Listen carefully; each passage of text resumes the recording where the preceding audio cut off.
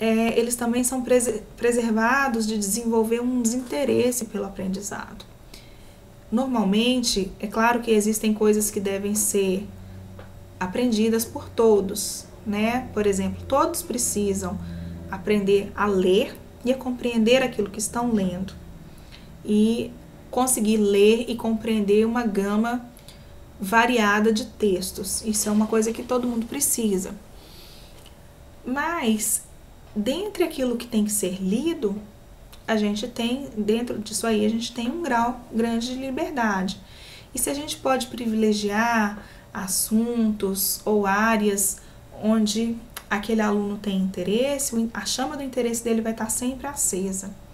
Se por outro lado a gente impõe muitos conteúdos, a gente impõe muitos assuntos, com o tempo ele não se vê conectado com aquilo que ele está estudando e ele se desliga daquilo, ele se torna desinteressado. Isso é uma das coisas que a gente vai prevenir, que não vai acontecer na educação domiciliar. E, como a gente já disse antes, a educação domiciliar visa preparar os filhos para todos os aspectos da vida. Enfim, então, e a questão da socialização? Quando a gente fala que quer educar os filhos em casa, ou que educa os filhos em casa, parece que a primeira pergunta que passa na cabeça de todo mundo é: mas e a socialização? Quando as pessoas perguntam isso, em geral, o que elas têm em mente é que os filhos, os alunos, as crianças, têm necessariamente que ir todos os dias a um mesmo local, conviver com o mesmo grupo de pessoas, da mesma faixa etária e da mesma classe social, para que elas aprendam a se relacionar com as pessoas. Se isso não acontecer, elas vão se tornar incompetentes no convívio social, elas não vão saber se relacionar, elas não vão saber aceitar pessoas diferentes delas e da família delas, elas não vão tolerar diferença nenhuma no horizonte delas. E elas também não vão saber se defender em situações adversas. Então é isso normalmente que passa na cabeça das pessoas. Bom, a gente sabe que nem sempre foi assim, né? Muito antes de existir escola, as crianças eram socializadas, ou seja, elas eram inseridas na sociedade, elas aprendiam como se relacionar com as pessoas, elas aprendiam as regras sociais, elas aprendiam a cultura através do convívio primeiramente com a família, em segundo lugar com a família estendida, ou seja, com avós, com tios, com primos, em terceiro lugar com a comunidade, com as pessoas ao redor delas.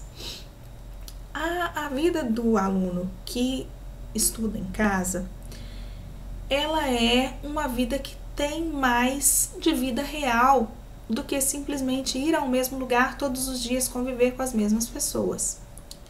A pessoa que estuda em casa, ela convive primeiramente com a família. E ali no seio da família ela vai ser treinada, vamos dizer assim, um treinamento bastante sério em como se relacionar, porque ela vai se relacionar com irmãos, ela vai se relacionar com pais, com mães, com avós, com tios, com tias. Ela vai se relacionar com a pessoa do supermercado, ela vai se relacionar com o funcionário da padaria, ela vai se relacionar com os colegas de esportes, ela vai se relacionar com uma gama muito maior de pessoas, né? Se é uma pessoa envolvida em atividades religiosas, ela vai se relacionar com as pessoas da igreja, ela vai se relacionar com grupos diversos.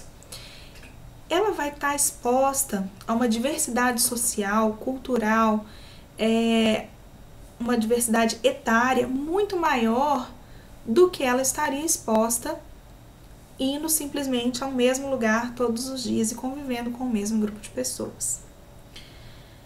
Agora, será que o simples fato de uma criança se relacionar com outra gera nela habilidade para desenvolver um relacionamento mutuamente proveitoso?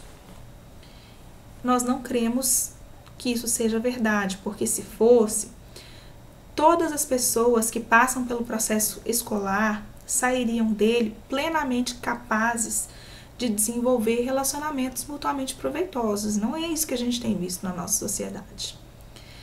Para que haja um aprendizado proveitoso nesses relacionamentos, é indispensável que haja mediação, ou seja, alguém que observe e que faça intervenções.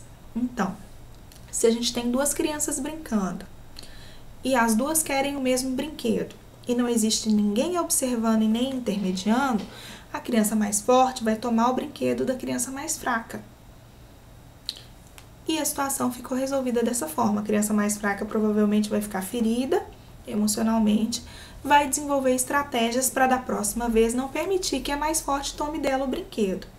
E assim a gente vai criar uma selva, onde o mais forte sobrevive, o mais fraco desenvolve habilidades de enganar, de esconder, de imitar aquele que é mais forte, ou de se proteger de alguma forma, não necessariamente uma forma benéfica para os relacionamentos.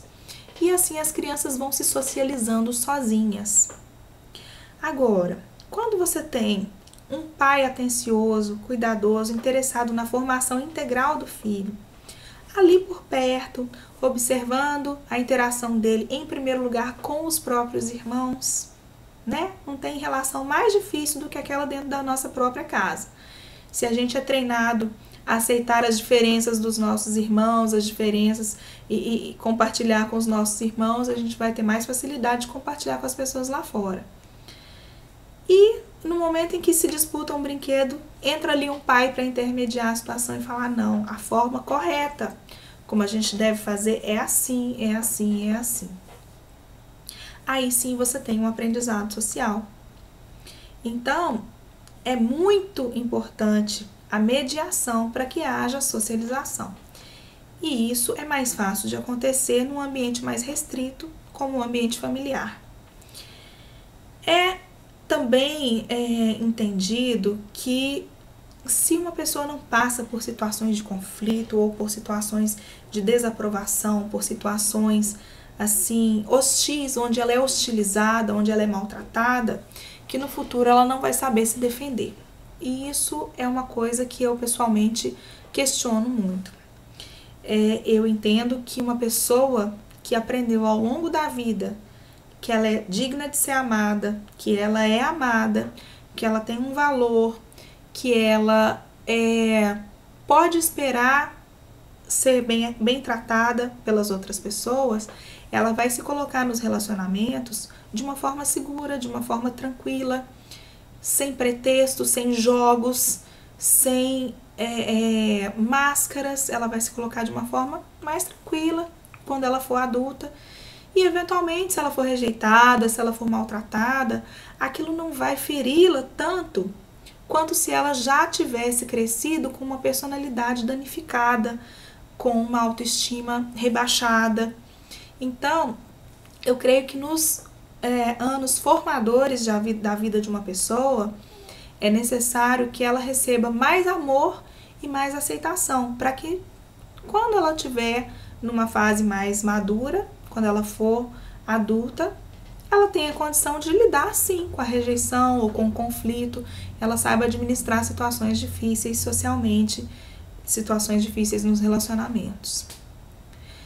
E no mais, um ponto importante que tem sido colocado é a questão da tolerância e da diversidade.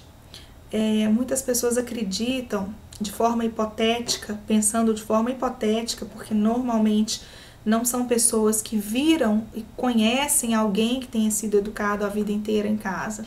Elas simplesmente imaginam o que aconteceria e ali elas elaboram uma hipótese de que essas pessoas não seriam tolerantes, não aceitariam nada que fosse diferente daquilo que elas viram na família delas. Isso é impossível de acontecer. Em primeiro lugar, porque as pessoas que são educadas em casa, elas não ficam presas dentro de casa. Como eu já disse, elas se relacionam com o mundo lá fora muito mais, às vezes, do que uma criança que é enviada à escola, né? E, em segundo lugar, o que a gente vê acontecendo hoje, muitas vezes no ambiente escolar, é a formação de panelinhas, de clubinhos, de grupinhos, de pessoas que são forçadas a se adequar a um grupo muito restrito de regras e de formas de comportamento e de maneirismos que elas não são aceitas naqueles grupos se elas não se adequarem àquilo ali. Então existe um padrão de consumo, existe um padrão de comunicação, de fala, um jeito de falar, um jeito de vestir, um jeito de se comportar, que se a criança não se adequar àquele modelo, ela não é aceita no grupo. E eu não vejo como isso pode gerar tolerância e aceitação da diversidade.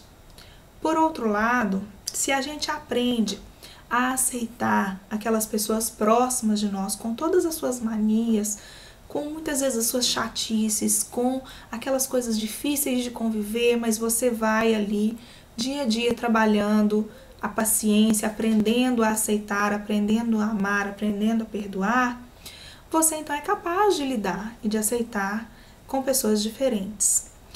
Agora, a gente não está falando de hipótese. Em tudo isso que eu falei, quando eu digo que um pai é capaz de ensinar os filhos, quando eu digo que a socialização que é promovida no ambiente da educação domiciliar é uma socialização adequada e benéfica, a gente sabe que é assim, porque a gente hoje tem um conjunto muito grande de pessoas que foram educadas em casa, que hoje são adultos, e a gente sabe o que elas se tornaram. A gente sabe a capacitação que os pais delas tinham a princípio e como eles foram se capacitando ao longo desse processo e como os resultados atingidos por eles, tanto acadêmicos quanto em todos os aspectos da vida desses filhos, foram muito superiores àquilo que a gente está acostumado a ver. Então, nós não estamos falando aqui de hipóteses, nós estamos falando de fatos.